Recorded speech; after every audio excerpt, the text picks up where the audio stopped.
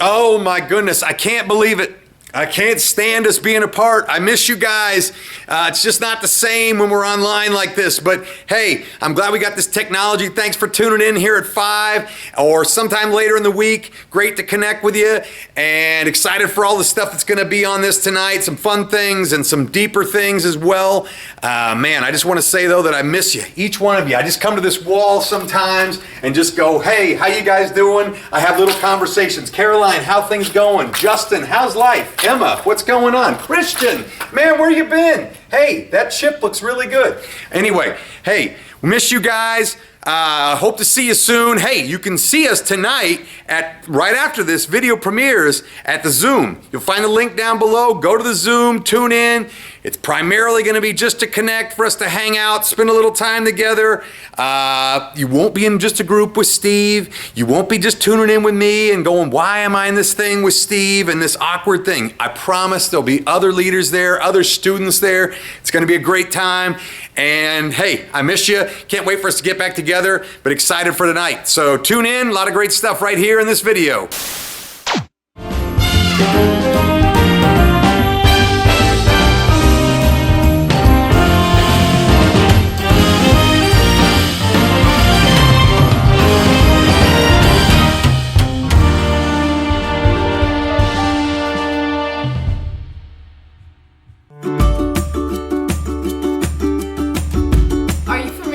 Know Your Neighbor? Know Your Neighbor is the way that we can get to know each other better. We've done this a long time, but it's going to look a little different because of COVID. Each week, Steve will draw 3 names out of the cauldron of coolness. He will then text those 3 people 3 questions. You will take your phone and video yourself reading it and answering the questions. You can be as brief or in-depth as you want. Steve will then give you an email to where you should send the video. It's as simple as that, and it's a lot of fun to get to know your neighbor. You know you've been there. You're sitting at your desk, you're sitting at home, you're trying to focus on schoolwork or whatever you're working on, and all you can think about is lunch. Some delicious treat, something begins to occupy your mind. And for me, it's the Popeyes chicken sandwich. I can't get around this thing. That thing is driving me crazy. Forget KFC, forget Chick-fil-A.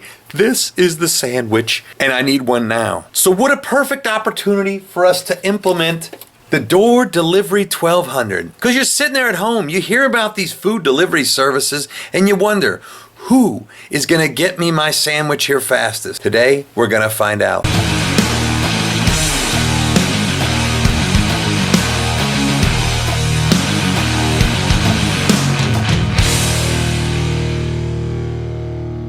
We will order from 2 different door delivery services at the same time. Today's contenders are DoorDash and Grubhub, the big behemoths of the door delivery service world. Who will win the Door Delivery 1200? We're going the exact same on each site. The spicy chicken sandwich combo with green beans and sweet tea. Already we have an issue. DoorDash asked for a 12:30 to 1 time frame. They want a half-hour block.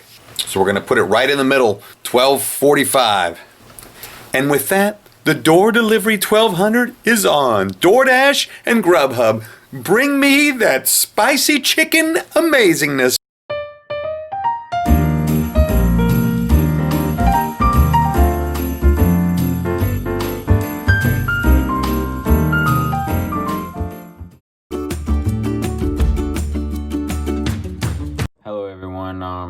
Steve asked me to answer 3 questions. First one is, what's my favorite animal? My favorite animal is a cheetah. The second question is, someone who had the biggest impact on what I want to do in the future and why. Ever since I was little, I liked math and like tearing apart things. So my parents thought it would be a good idea that I went into engineering. And ever since that, like, I've just wanted to do engineering stuff, and I go to the Career Academy for that now. They've just helped me keep on doing what I'm doing to achieve what I want to do in the future. Third question is, what's the favorite gift I've ever received? And that's gonna be, for Christmas one year, it was my grandma and grandparents 50th anniversary, and they surprised our whole family with a cruise. And yeah. Spicy chicken sandwich. Spicy chicken sandwich. Stop thinking about this thing. Oh, we have a call. This could be it. Oh, I'm excited. Hello. Good. How are you? Thank you very much. Thank you. Appreciate it. You're welcome. Grubhub. All right. Yep. All right. Thank you you. very much. 12:44. Spicy chicken amazingness. I'm sorry, Chick-fil-A. I'm sorry, Colonel. You don't have anything close yet. Okay, so one of the questions that I got, what was your first job, or would you like to be your first job? So technically, I just got a job a few weeks ago. I work at a coffee shop in downtown Delaware. It's called Chaffee's. It's actually a really good place, and I learned a lot from there. And I really like my boss and my coworkers too. My second question is, what is your favorite family tradition? Mine is, ever since my grandmother died, we've been making her cookies that she'd make during Christmas time with my aunt and my brother and my cousins, which is really great because it's good to keep her legacy on. And the third question is, do you have a favorite type of exercise? Yes, I do, and I love back squatting with weights. It's actually so much fun. Me and my brother would go out in our garage and we would just practice weightlifting and different kinds of stuff. But my favorite is back squatting.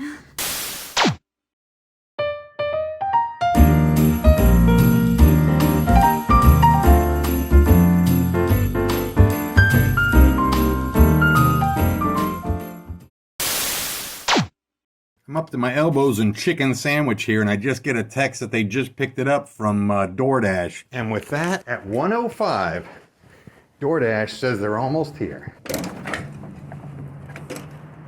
Hi. You waiting on me? I am. Okay. Popeye's chicken? That's the one.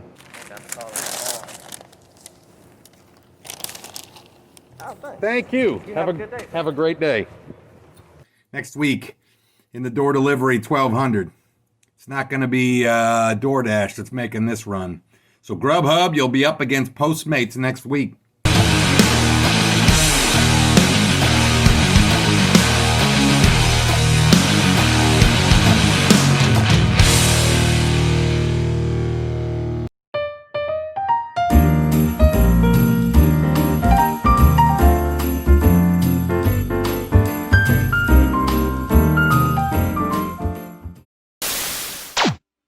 Growing up, we had these four families that would always get together at Christmas time.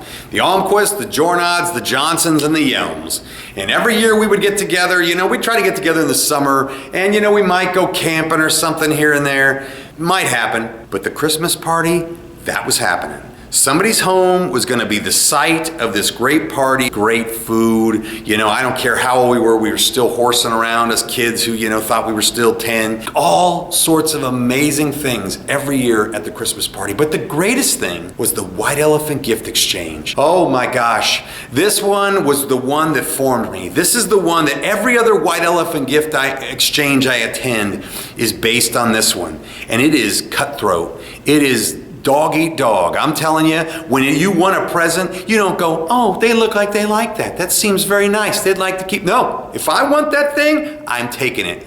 So the White Elephant Gift Exchange works like this. You all get a number. If you've not done this before, everybody gets a number. And based on your number, you go and you pick an item out from under the tree. You open it up. Oh my gosh, new bath slippers. These are great, I love them. These are awesome. And stuff like this. Oh, turns out somebody else who has a later number, they can either pick from under the tree or steal your bath slippers. And man, it gets rough. In our families, we wouldn't usually buy great stuff. Usually our White Elephant Gift Exchange was, whatever junk you had around the house, except for there was always two people that would buy something really good. The best year ever was the year that somebody brought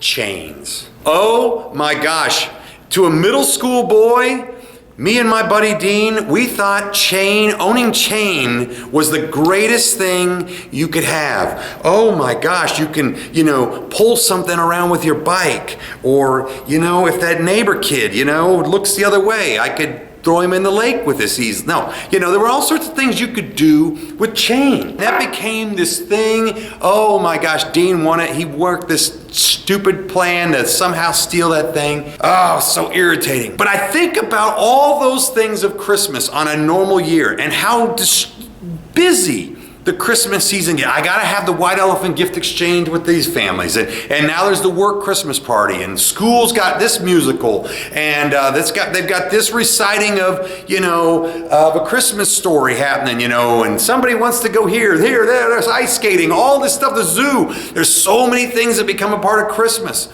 It becomes this busy season, and every year you're going, I'm missing it. I'm missing the most important part of this season, the thing that matters most, but I'm too busy. I've got all this stuff going on. Even church has got stuff going. This year is that feeling like I look at my calendar and there's nothing. And I go, this is what I've dreamed about for a long time, that there's not all these things. But what if it's still the same problem? That in the years past when it's busy, this year it's maybe just being lazy. That I miss this most important thing of Christmas. And I want to challenge you guys that, man, this year, how do we make Jesus the real reason for this season? And so for the next 3 weeks, we're going to talk about some different ways of looking at Christmas and some different things that I think should be the priority and what should be our focus. And this week, we're going to talk about having a very merry Christmas. Mary, not as in M-E-R-R-Y, but as in M-A-R-Y. And we're going to look at the story of Mary and Martha in the Bible. And this is found in Luke 10. And it says, as Jesus and his disciples were on their way, he came to a village where a woman named Martha opened her home to him. She had a sister called Mary who sat at the Lord's feet listening to what he said. But Martha was distracted by all the preparations that had to be made. She came to him and asked, Lord, don't you care that my sister has left me to do the work by myself? And asked, tell her to help me. Tell her to help me. Martha, Martha, he says, the Lord answers, you are worried and upset about many things. And I think he'd even say, yeah, they're good things. But few things are needed. Or indeed, only one. Mary has chosen what is better, and it will not be taken away from her. Mary understood that, you know what, as an Israelite, I have been waiting for this, and maybe I don't know what her faith story was, but you think about Jesus, they waited 1,000 years, 1,000+ years is how long it had been prophesied that God was going to send this Messiah that was going to save his people. 700 years since the prophecy in Isaiah talking about a virgin birth and the name Emmanuel. And now this guy is sitting in her living room. And she's going, I'm not worried about the mac and cheese being right. I'm not worried about the Totinos burning. I have got to make sure I spend time with Jesus. This is what matters most. So the challenge to us is, how are you going to make Jesus a part of your season? And so I think, when I think about this, and I think about it in relation to COVID as well. So I think the first thing you got to do is, where do I find Jesus? And so first of all, I think if we're talking about Christmas, you find him in his story, the Christmas story. It's amazing to me how many times, there's these things and we put this story and we think we got all the pieces and how they all line up. And it's amazing every year when I go and I read the Christmas story, how many things I've gotten out of order or how many things maybe I've missed.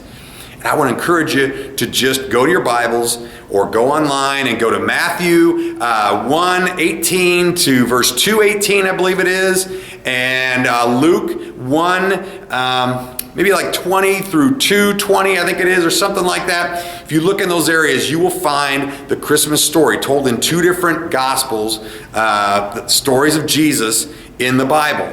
Okay? And so look there and look at his story. Read about this baby. Read about his life. Read about all the pieces that led up to it, all the things that were a part of it, historical things that were a part of it. Read about him. If we want to find him in that manger.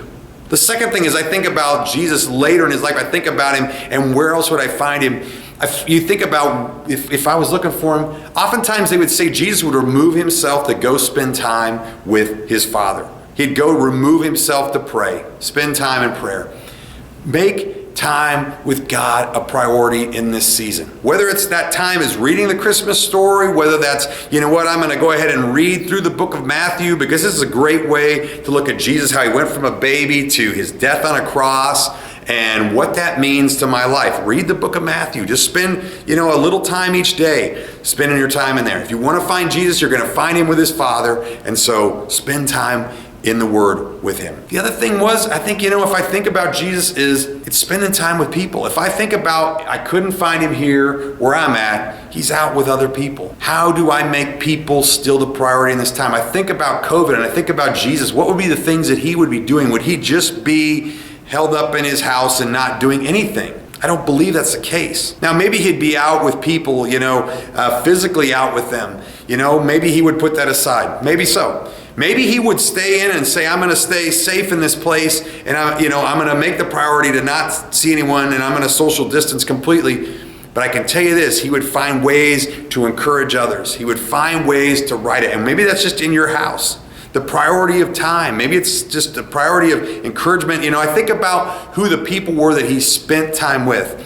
The biggest thing was Jesus knew people who had needs, whether they were physical needs, whether they were emotional needs, whether they were just a great spiritual need. Jesus spent time with people who had needs. Maybe it's the fact that maybe it's a friend that you haven't contacted for a while, but they're on your heart, and you're thinking about that. This is somebody I just need to text and let them know, hey, I'm thinking about you, or hey, you know what, we're gonna go and we're gonna social distance over at the basketball court, and we're gonna play a little one-on-one, or something like this. And just what are some things that we can do that I'm still gonna stay safe, but at the same time, I'm gonna make people the priority. Maybe it's just that it's thinking something on your heart at this Christmas season, somebody who is in great need. Maybe it's, again, it could be somebody who's homeless. It could be somebody who just, I think about people in our church who are, in nursing homes or who are older and who we're trying to protect, and they're lonely.